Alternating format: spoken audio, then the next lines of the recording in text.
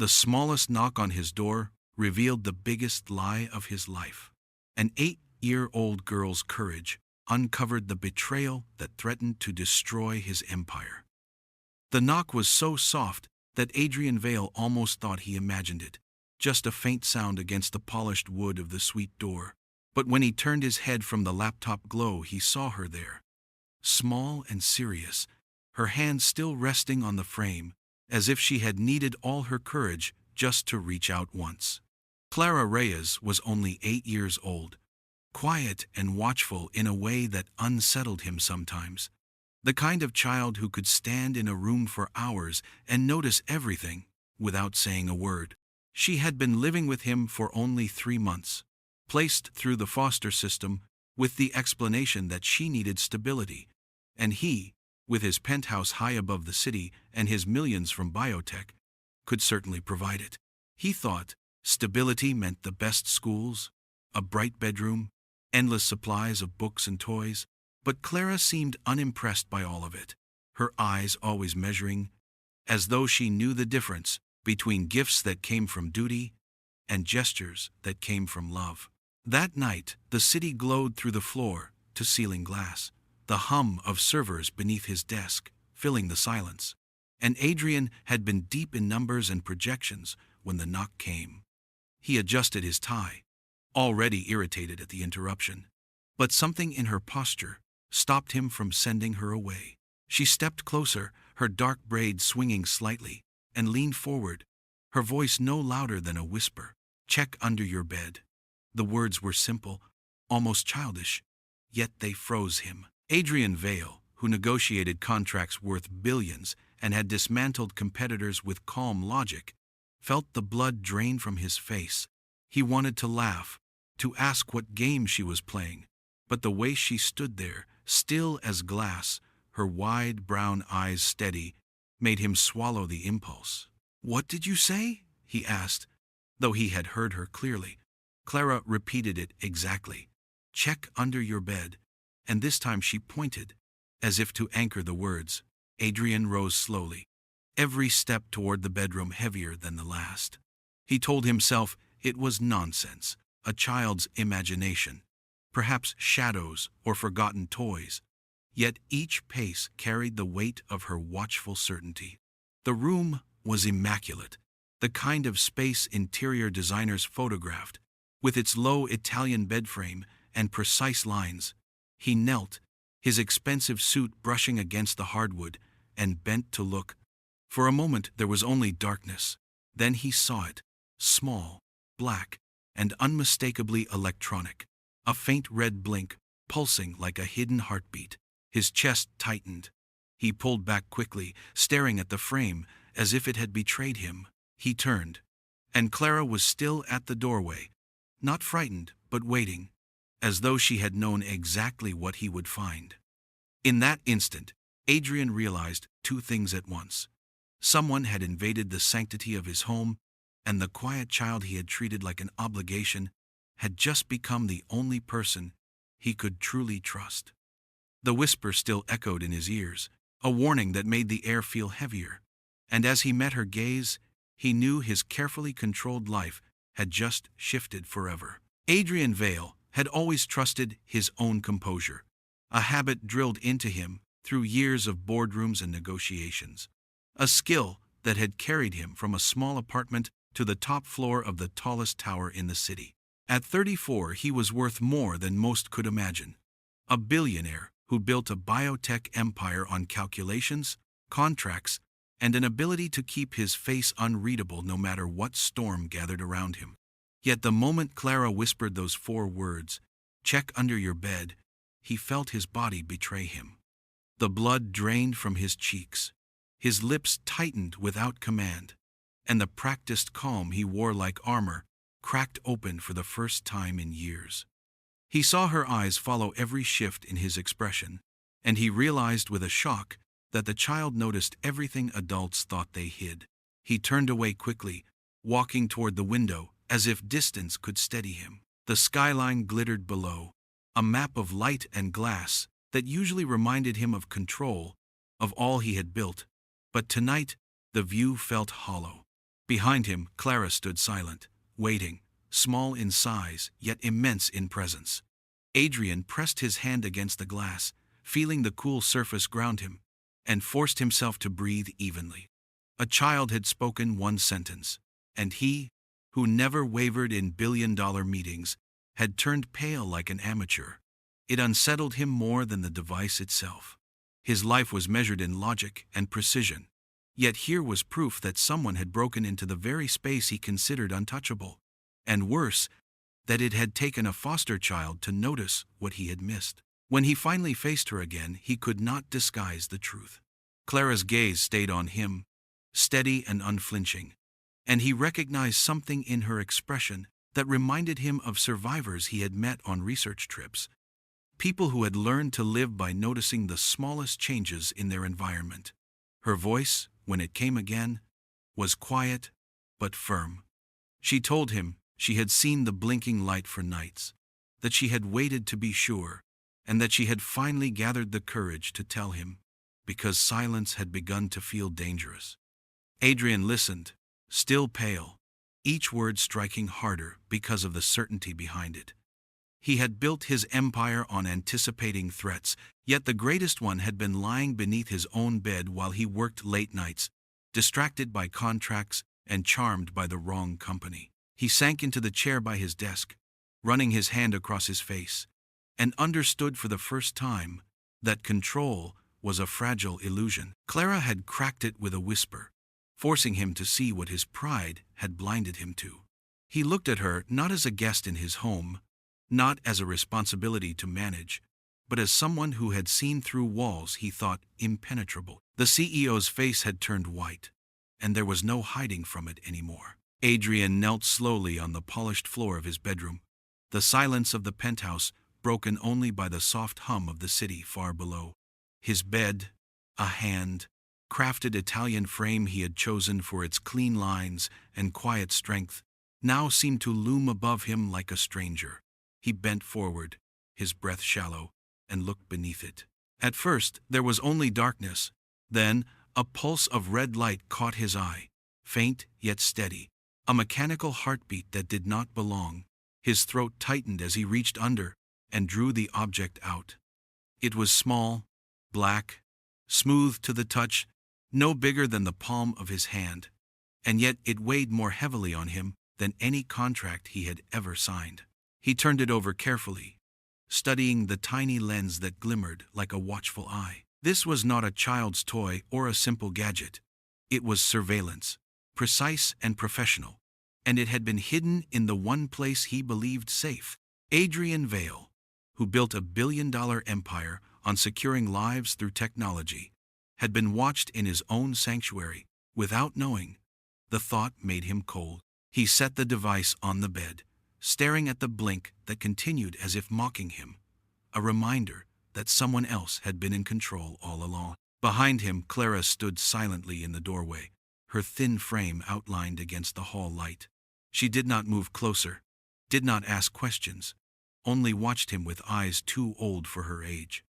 He realized she must have seen that same blink night after night, and held the knowledge inside her small chest until she could no longer bear it.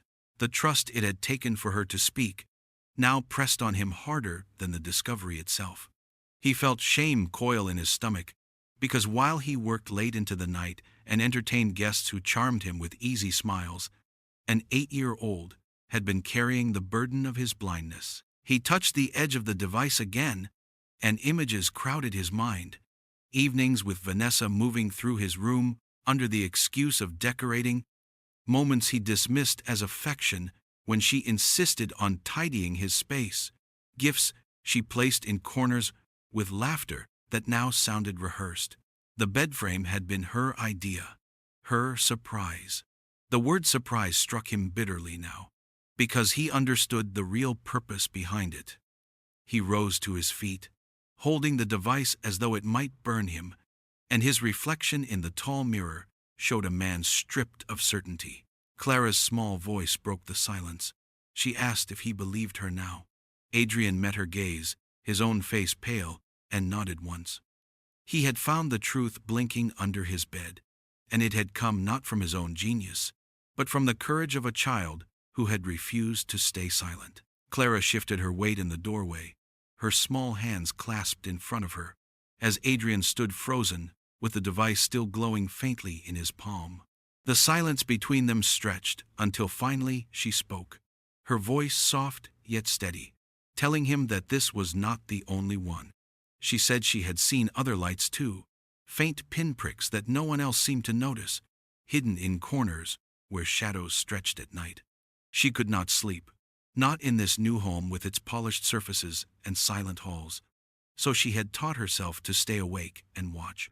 At first, it was only habit, a way of keeping herself safe, the same way she had in foster homes where strangers walked past her door. But soon she realized the house itself was blinking at her, quiet red dots that did not belong to lamps or alarms or toys. Adrian listened without interrupting, his chest tight as she explained how she counted the blinks to calm herself when sleep would not come. She traced the rhythm like stars in the sky, mapping them in her mind until the pattern formed something undeniable. She had drawn them in her notebook too, tiny marks across the sketch of each room, a map she kept hidden beneath her pillow. Her voice wavered when she admitted she had been afraid to tell him sooner, not because she feared being wrong, but because she feared being ignored. Adults, she said, often looked at her like she was making stories when she was only telling what she saw. He wanted to deny it, to assure her she was mistaken, but the device in his hand told him otherwise. He asked where she had seen the others, and Clara listed them with precision: in the vase by the living room window, near the vent in the study, inside the clock Vanessa had given him for his birthday. Each description came with details of when she noticed them, what angle the blink appeared from, how the shadows shifted as the lights pulsed. Adrian felt his throat tighten as he realized she had been living among hidden eyes for weeks, perhaps months, carrying the knowledge in silence because she did not trust him enough to hear it. Clara's gaze never left his face as she finished, her dark eyes waiting for him to dismiss her. Instead, he felt the weight of her vigilance settle on his shoulders, heavier than any responsibility he had ever borne in business. The empire he had built was protected by the most advanced systems in the world, yet it had been an 8-year-old girl who noticed what he had not. She stood there small and steady, a child shaped by too much watching, and he understood in that moment that her silence had been a shield and her words a gift. The blinking pattern she described was more than surveillance. It was the rhythm of betrayal, and he could no longer ignore it. Adrian stood in the middle of his bedroom, with the device still glowing faintly on the sheets, his mind racing through recent weeks, searching for the thread that explained how something so dangerous had slipped into the one place he considered untouchable. The answer came slowly at first, then with brutal clarity. It was Vanessa who had insisted on changing the room, Vanessa who had called the space too stark, too sterile, and had laughed as she promised to soften it with warmth. He remembered her smile when she revealed the new bed frame, hand on his arm, as she told him it was a gift, something chosen with love to make his long nights less lonely. He had believed her then, touched by the thought, flattered by the care, but now that memory turned sour in his chest. The bed frame he had slept in every night, the one she had chosen, had hidden a device meant to watch him. He pressed a hand to his temple, forcing himself to breathe, replaying every moment of her visits. She had walked through this room as if it already belonged to her, setting vases on tables, moving books on his shelf, adjusting curtains until they hung just right. He had thought it charming, even domestic, a sign that she wanted to build a future here. But now, every gesture looked different. Each touch, each adjustment, was an excuse to place something where he would not question it. Vanessa Drake, the woman he had introduced at galas as his partner, the woman whose laughter filled his evenings, was suddenly a stranger standing in the center of his life. Clara shifted against the doorframe, her small figure steady as she watched him unravel. Adrian looked at her and realized she had seen it long before he did. The child had watched Vanessa the way others might watch a storm, sensing the shift in pressure and knowing danger was near. He asked when she first noticed, and Clara told him Vanessa had been in his room when he was away, moving quietly, as if she hoped no one would see. Clara had thought perhaps it was normal, until the gifts kept coming, until the lights began to blink at night. Adrian's stomach turned as he imagined Vanessa standing in this very spot, her hands placing not only flowers and books, but devices meant to strip him of privacy. The memory of her kiss, her whispered assurances of love, felt foreign now, as though spoken by someone playing a role. He had been so certain of her, so convinced she was different from the shallow women who circled his wealth, yet here was proof that the life he believed he was building was made of lies. He sat heavily on the edge of the bed, the device between his hands, and admitted to himself that the person closest to him was not who she claimed to be. In that moment, Adrian Vale, master of control, knew he was no longer alone in his home, but living beside a stranger who had been watching him all along. Clara walked into the room slowly, her small steps quiet against the polished floor, and for a moment, Adrian only saw the contrast between her fragile frame and the storm raging in his own thoughts. She carried something close to her chest, a worn notebook with edges frayed and corners bent from use. Without speaking, she opened it and laid it gently on the desk, sliding it toward him as though it were something valuable. Adrian leaned forward, expecting doodles or the kind of childish drawings he remembered from school fairs, but when his eyes settled on the pages, he felt the breath catch in his throat. There were sketches, not random or playful, but deliberate and exact, drawn in pencil with careful lines and shaded corners that mimicked depth. Each page held the outline of a room in his home, mapped as neatly as an architect's plan. Inside those outlines, Clara had marked small shapes, boxes, and circles, with arrows that pointed to places he recognized instantly. The vase in the living room window, the lamp near his study chair, the vent above the dining table. Every mark carried a tiny note in her careful handwriting. Red light faint, blinks 3 times, sound hums when quiet. Adrian traced the lines with his finger, stunned by the discipline behind them. These were not the scribbles of a child, but the work of someone who had been forced to pay attention, who had learned to survive by noticing what others ignored. Clara stood silently by his chair, her eyes fixed on him, waiting for his reaction, perhaps fearing he might dismiss her effort as imagination. Instead, he turned page after page, each one adding weight to the truth she had uncovered. He saw the pattern spread across his home, a network of eyes that had been watching him without pause. He remembered the nights he had spoken freely in his office, the mornings he had made calls in the kitchen, the private conversations he had held with investors and partners, all under the silent gaze of devices he never knew existed. His chest tightened as he realized how close he had come to losing everything. How easy it would have been for competitors or enemies to steal not only his work but his very identity. He looked at Clara again, this girl who had come into his life as an obligation, a responsibility he thought could be met with money and comfort, and he saw her now as something else entirely. She was precise, observant, fearless enough to carry the truth in pencil when adults might have ignored it. Her maps were blueprints not just of his house but of his failure to see, and of her courage to reveal.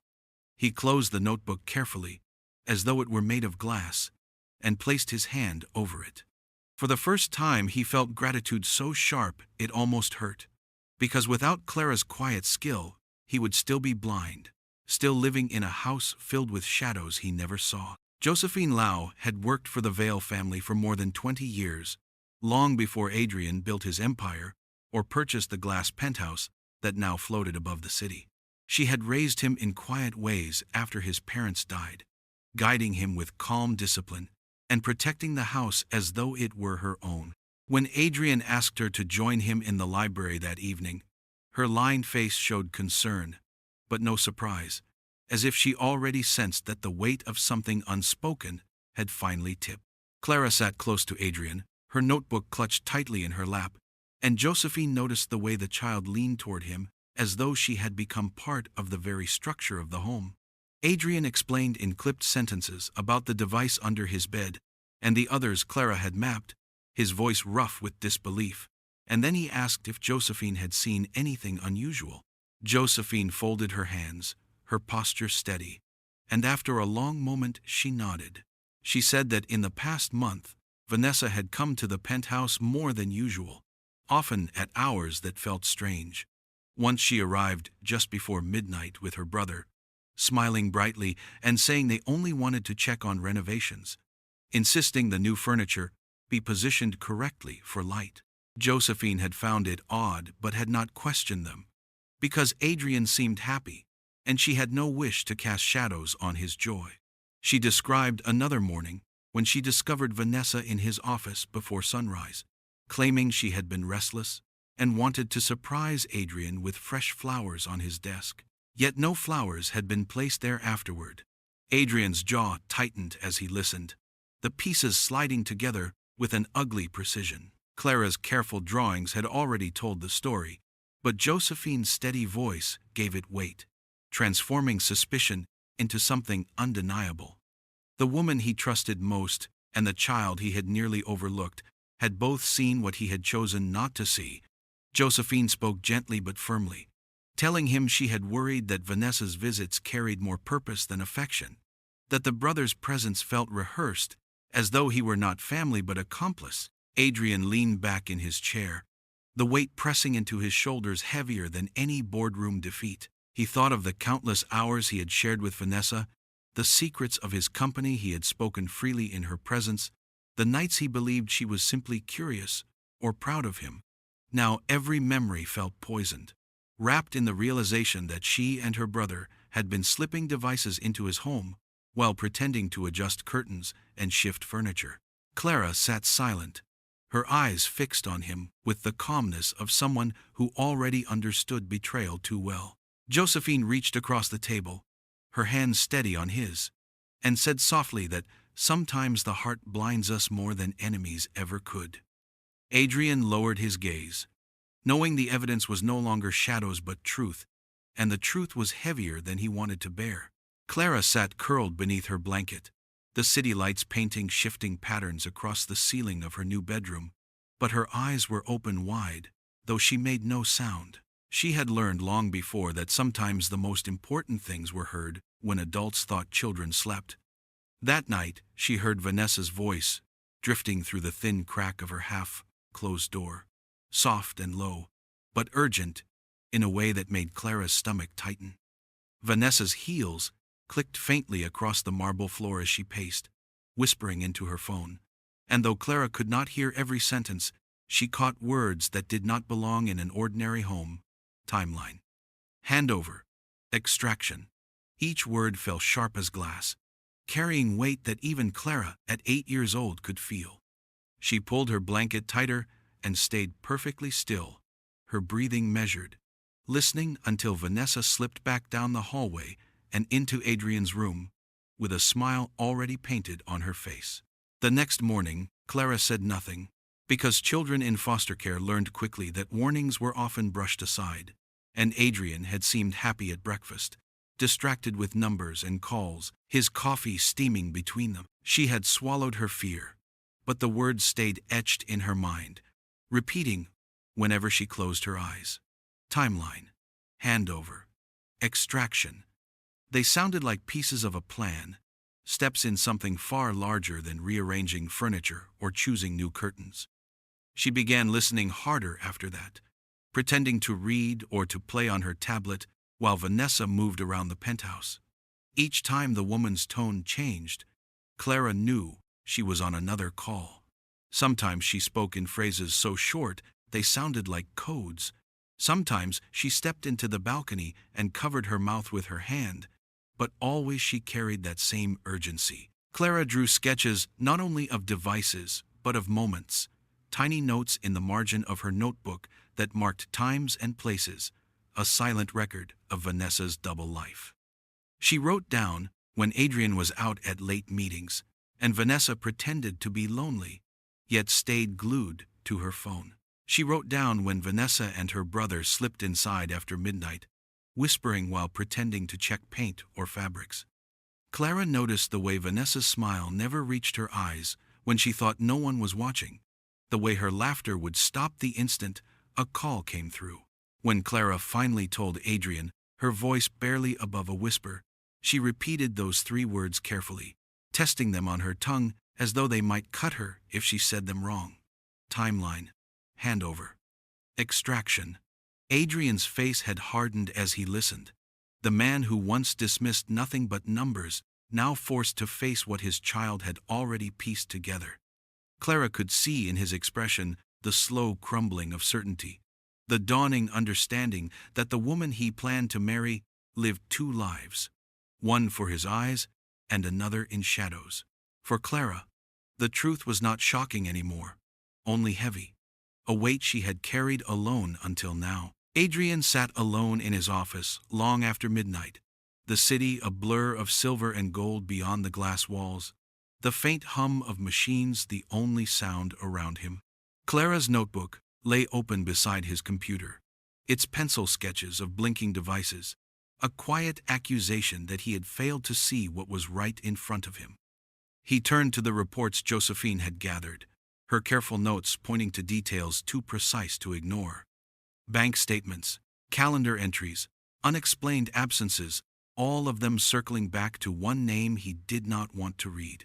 Damien Cross, his CFO, his oldest friend, the man who had been beside him when they signed their first contract in a rented office, the man who toasted him on the night their company went public, the man he trusted like a brother.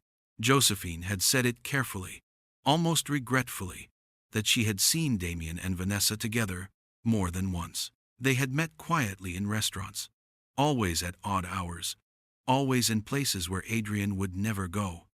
At first she thought it coincidence. Then she saw them in the lobby of his own building one evening when Adrian was still abroad, their voices hushed, their eyes scanning the room before stepping into a corner to speak. She had not wanted to believe it, but Clara's maps and the hidden devices forced her to bring the truth forward. Adrian read the times she recorded, matched them against Damien's business excuses, and felt his chest hollow out with betrayal. He thought back to recent months, the way Damien had urged him to push forward with the prototype, the subtle pressure to accelerate timelines, even when Adrian wanted caution. Damien had said it was about staying ahead of competitors, about securing investors. But now Adrian heard those words differently. Timeline. The same word Clara had overheard in Vanessa's whispered calls. His friend and his fiancée had been speaking the same language, plotting the same steps. He remembered a night when Damien poured them each a drink in celebration, clapping him on the back with a grin that felt genuine, and he wondered now if Damien had already been selling him out, feeding details to Vanessa, while pretending loyalty. Adrian's stomach turned as he imagined their conversations. Vanessa's laugh, mixing with Damien's steady voice, the 2 of them discussing his work while he believed them both to be people he could trust. He rubbed his temples, anger building beneath the ache, because betrayal from enemies was something he could fight, but betrayal from within was something else entirely. Clara's quiet breathing reached him from the couch where she had fallen asleep with her notebook still in her lap. He looked at her small figure and felt the sting of shame that a child had been more vigilant than he had. His empire, his fortune, his name, all rested on systems of trust, yet the shadows had been closest to him. Damien Cross was not only his CFO, he had been his friend, and now Adrian had to face the possibility that friendship itself had been nothing more than a mask. Adrian spread Clara's sketches across the wide desk, each page marked with faint pencil lines and tiny notes that showed more discipline than he could have imagined from a child. He traced the shapes she had drawn, the small circles and squares marked in corners of rooms, and then overlaid them with the network scans from his own system. At first, the dots meant nothing, a scattering of blinks across the map of his home, but as he layered her careful eyes with his trained knowledge, a pattern took shape that made his stomach clench. The devices were not random. They were arranged like a grid, precise and deliberate, each one set where it could cover blind spots of another. Together, they formed a net of constant surveillance that reached into every private corner of his life. He leaned back, staring at the combined evidence, feeling the weight of the truth settle deeper. His penthouse, a place he had built to be untouchable, was not only compromised, it had been turned into a stage. Every conversation he believed was private had been captured. Every late-night call, every moment of thought spoken aloud, even the silences when he walked the halls, all of it transmitted to someone outside. He followed the signals through his monitoring software, expecting them to loop into his secure servers, but they pointed elsewhere, slipping past his firewalls like water through cracks. Whoever had placed the devices had done so with sophistication, embedding them into a channel that bypassed his entire system. Clara stood on a chair beside him, her braid falling over her shoulder as she leaned in to watch the screen. She asked simple questions, her small voice steady, and he realized she already understood more than most of his junior analysts. She had seen the devices with her eyes, counted their blinks, and mapped them like constellations.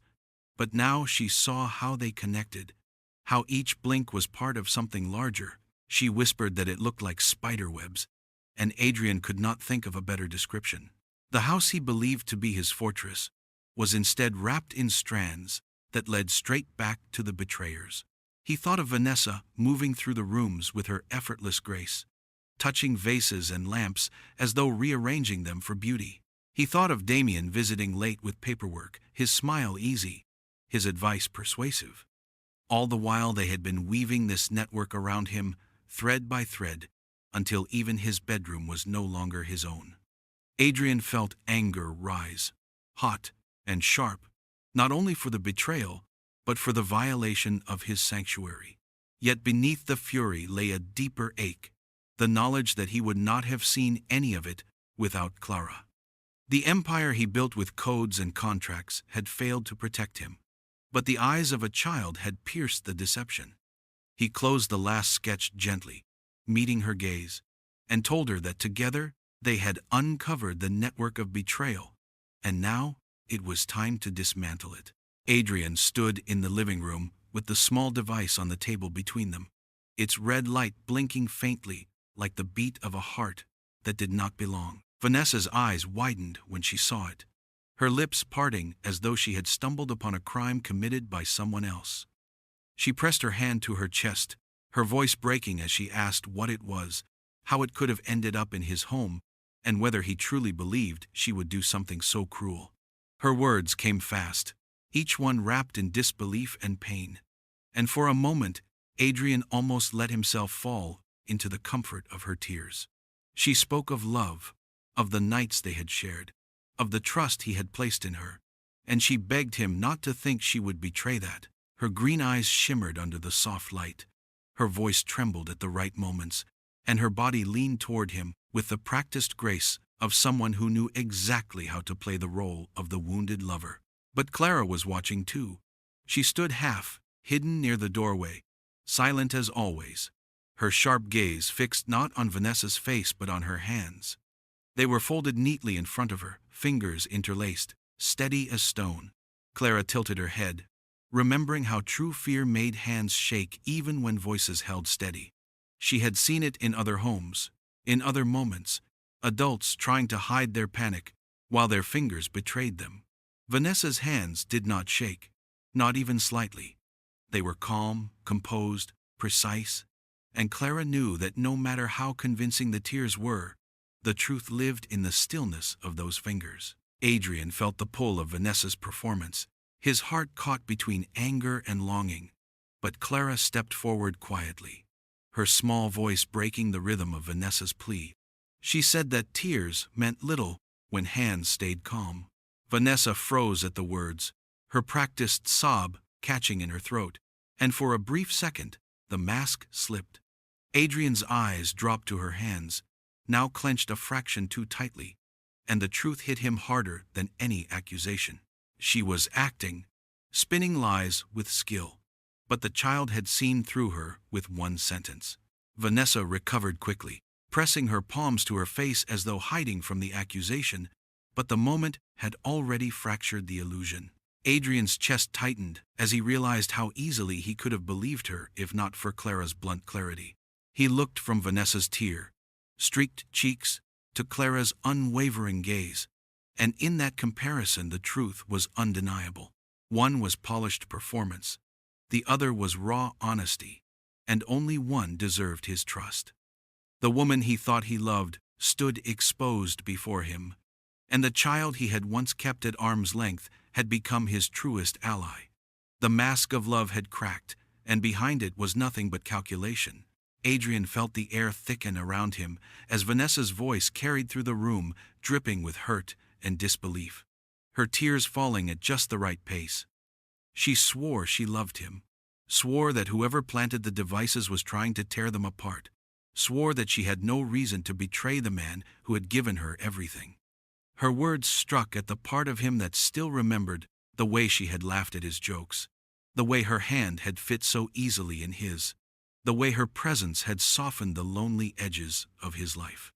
He wanted to believe her, wanted desperately for the tears to be real, because believing otherwise meant admitting that every touch, every smile, had been nothing but a mask. The device on the table blinked in cruel rhythm, evidence against her, yet his chest ached with the pull of his heart. Clara stood silently by the door, her notebook clutched to her chest like a shield, her wide eyes moving between the two adults. She had seen the grid of blinking lights, had mapped every device with pencil and patience, had overheard whispered words no child should ever have to carry, yet she watched now as Adrian's jaw tightened and his shoulders sagged under the weight of doubt. He looked at Vanessa, then at the floor, then at the device, and Clara knew he was wavering. The evidence was in front of him, undeniable, but his heart still longed for the woman who had wrapped herself in lies. Her throat burned as she waited for him to speak, but the silence stretched until it was unbearable. Vanessa reached for his arm, her fingers curling around his sleeve with practiced gentleness, and Adrian did not pull away. That was the breaking point for Clara. She felt her chest clench, her breath catch, and her legs carried her before she could stop herself. She turned and ran, her small footsteps sharp against the marble floor, the sound echoing through the penthouse as she fled. Adrian called her name, his voice breaking, but Clara did not stop. She ran down the hall and around the corner, tears stinging her eyes, because she had thought this time would be different. She had believed him when he said he trusted her, when he listened to her maps and nodded with solemn understanding. But now she saw how easily an adult could be swayed by what they wanted to believe. She had lived this before, in other homes, with other adults who smiled and promised safety only to choose someone else when the moment came. Her chest heaved as she pushed into the small storage room at the edge of the hall and sank to the floor behind a stack of boxes, curling tight into herself with her notebook pressed against her knees. Back in the living room, Adrian stood frozen, guilt and confusion tearing at him. He had wanted to protect Clara, yet he had let his hesitation wound her more deeply than any lie. For the first time he realized that wavering was its own betrayal. Adrian searched the penthouse with a growing desperation, calling Clara's name through the echoing halls, but only silence answered him. Vanessa hovered near the doorway with wide, tearful eyes, insisting Clara was only being dramatic, insisting she would come back once she calmed down, but Adrian ignored her. He moved through each room with rising panic until he reached the far corner of the hall, the place even he rarely entered. The storage room door stood slightly ajar, the faint smell of dust and cardboard drifting into the corridor. He pushed it open and stepped inside, his voice low and pleading now as he called her name again. He found her at last behind a stack of old boxes, curled small against the wall, her arms wrapped tightly around her notebook, as though it could shield her from the entire world. Her hair had slipped from its braid, strands clinging to her damp cheeks, and when she finally looked up at him, her eyes carried more weight than any child's should. Her lips parted, and her voice came out in a whisper so thin, it nearly broke him. "You'll choose her over me, like they all do." The words landed heavier than the evidence of betrayal, heavier than any lie Vanessa had told. They cut through him, because they carried the truth of a child who had already been left too many times, who had already learned that adults often promised love, but gave it away when tested. Adrian sank to his knees on the cold floor, lowering himself until his eyes were level with hers. His throat tightened, and for the first time in years he felt his control slip completely. He told her no, that she was wrong, that he had been blind and foolish, but he would not make that mistake again. Clara shook her head, clutching her notebook tighter, repeating in a trembling voice that adults always said that, and then proved her right. The sight of her so small, pressed into shadows as if she expected to be forgotten, shattered something inside him. He reached out carefully, not to pull her, but to rest his hand against the floor, where she could see it, steady and open. He admitted he had wavered, admitted he had wanted to believe the woman he thought he loved, but told Clara that her courage and her truth mattered more than his heartache. He told her that she had saved him, that she had seen what he had refused to see, and that choosing her was not a burden, but the only thing that felt certain. His voice grew firmer as he promised he would stand with her, no matter what storm came, and in that moment his own resolve hardened into steel. Clara's eyes searched his face, looking for cracks, for the faintest sign that his words were empty. Slowly her grip loosened on the notebook, her shoulders easing as she whispered again, softer this time, asking if he truly meant it. Adrian nodded without hesitation, and as she leaned into his chest at last, he knew that choosing her was not only his duty, but the truest decision he had ever made. The next morning, the penthouse no longer felt like a home, but like the center of an operation. Every movement deliberate, every object carrying weight it had not before.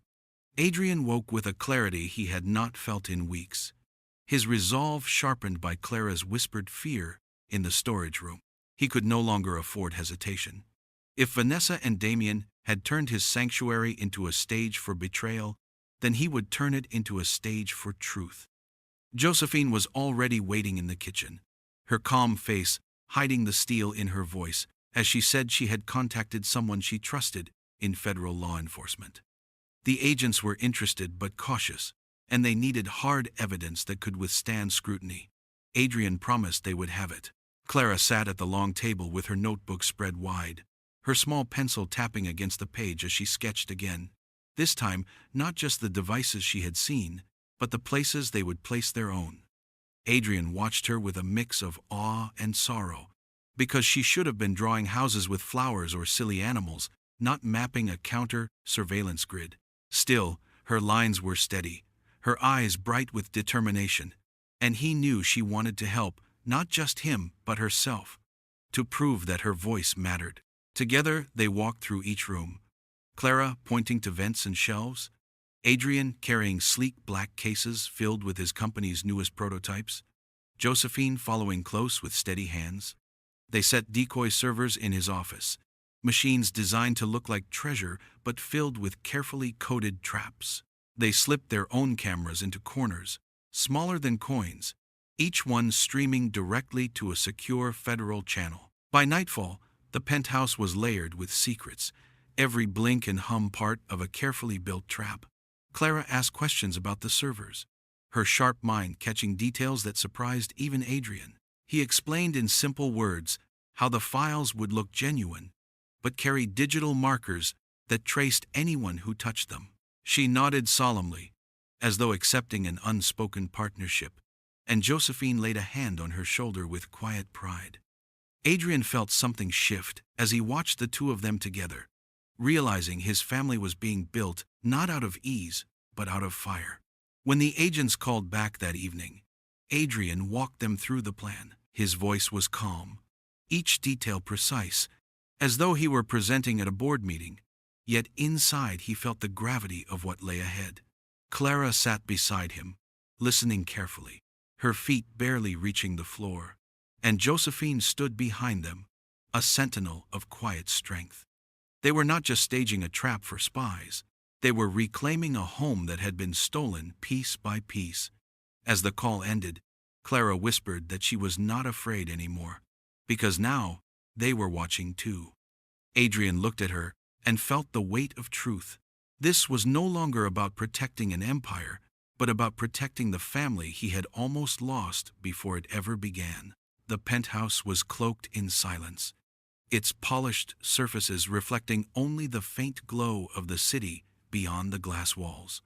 Adrian sat hidden in the unused maids' quarters with Clara and Josephine beside him, the three of them watching the live feeds flicker across a secure monitor.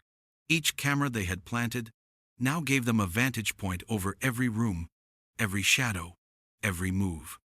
The federal agents on the other end of the line murmured instructions through Adrian's earpiece, their voices calm but tense, waiting for the moment the trap would spring. Clara leaned forward on her chair, her braid slipping over her shoulder, her small fingers gripping the edge of the table. She whispered the time aloud as the clock ticked closer to 11, the hour when everything was supposed to unfold. At precisely 11 o'clock, the front door opened with a soft chime, and Vanessa stepped inside. She carried herself with the same grace she always wore, her heels clicking softly across the marble, her hair falling in perfect waves over her shoulders. Yet the softness vanished the moment she believed she was alone. Her smile disappeared, her posture straightened, and she moved with efficient purpose down the hall toward Adrian's office. Clara inhaled sharply as she watched Vanessa kneel by the bookshelf and slide her hand into the narrow space behind it. Out came a sleek black case, no larger than a notebook, hidden there weeks ago.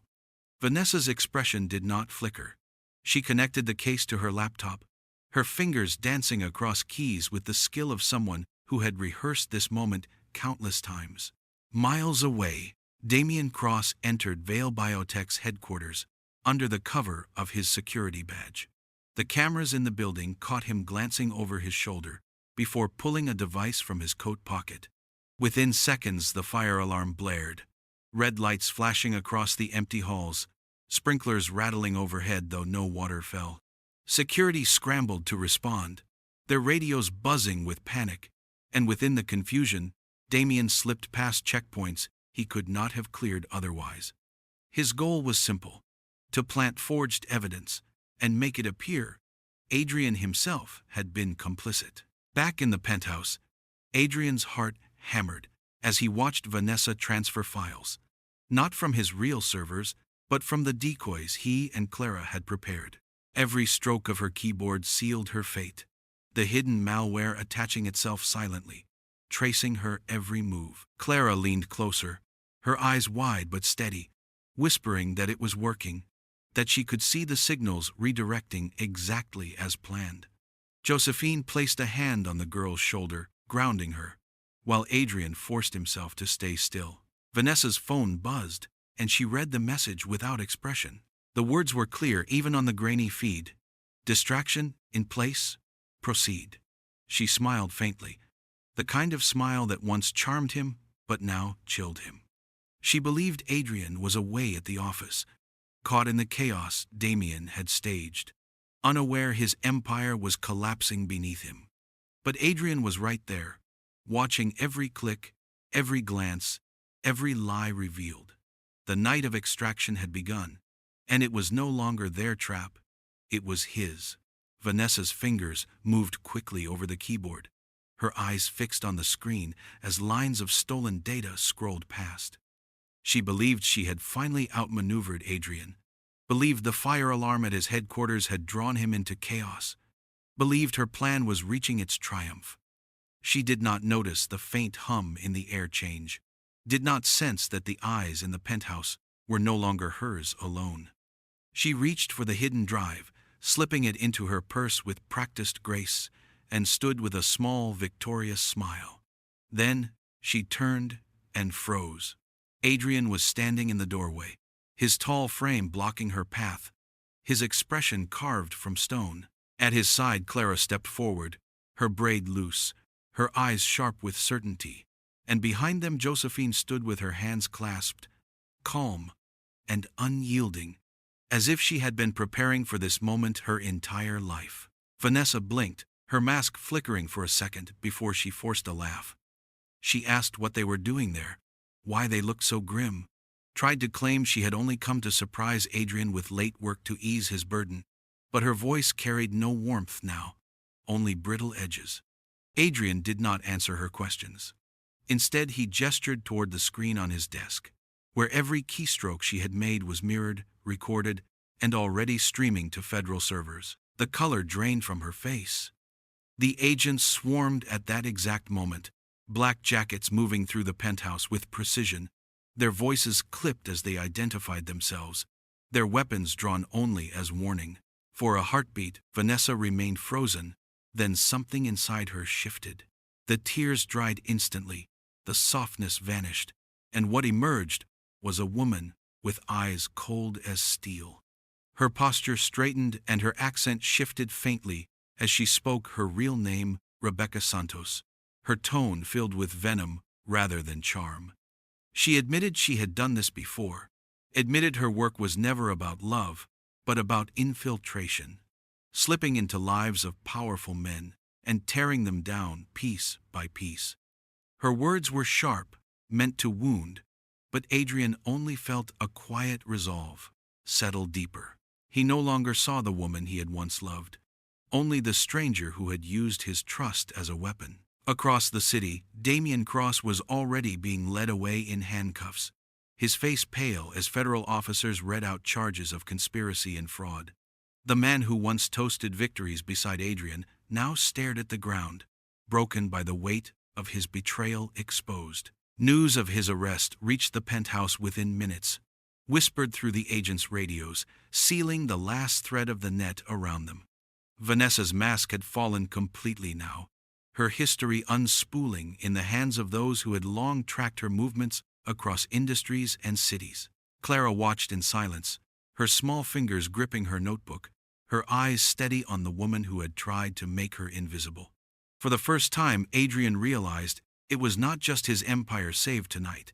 It was the child who had never stopped watching, never stopped believing the truth would matter. The reveal was complete, and the life built on lies was finished. Weeks passed, and the storm that had once threatened to destroy Adrian's life became headlines across the country. Reporters spoke of betrayal and espionage, of corporate theft and conspiracies, but behind all the noise, there was one voice that cut through with clarity: Clara's. In the courthouse, she sat small in the witness chair, her braid neat, her notebook resting on her lap. The room full of lawyers and officials leaned in as she spoke with quiet precision, explaining how she had noticed blinking lights at night, how she had counted the rhythms, how she had mapped the devices in pencil until a full pattern appeared. She described overhearing words like timeline and handover, her young voice steady even when the defense tried to shake her. Adrian watched from the front row, pride swelling in his chest, as she answered every question with the same calm honesty that had saved him in the first place. The judge thanked her with genuine respect, and more than one juror wiped at their eyes when she stepped down, notebook still in hand. After the trials ended, and Vanessa and Damian faced sentences that would last decades, the quiet of normal life began to return. For Adrian, it was not the same quiet he had known before, the sterile stillness of polished rooms and late nights buried in work. This was different. This was a quiet filled with presence, with laughter echoing down halls that had once been lined with secrets, with Josephine humming softly in the kitchen and Clara's footsteps running past his office door. When the day of the adoption came, Adrian found himself more nervous than he had ever been in front of investors or judges. He sat in the family court with Clara's hand in his, the legal documents before them, and realized this was the most important contract he would ever sign.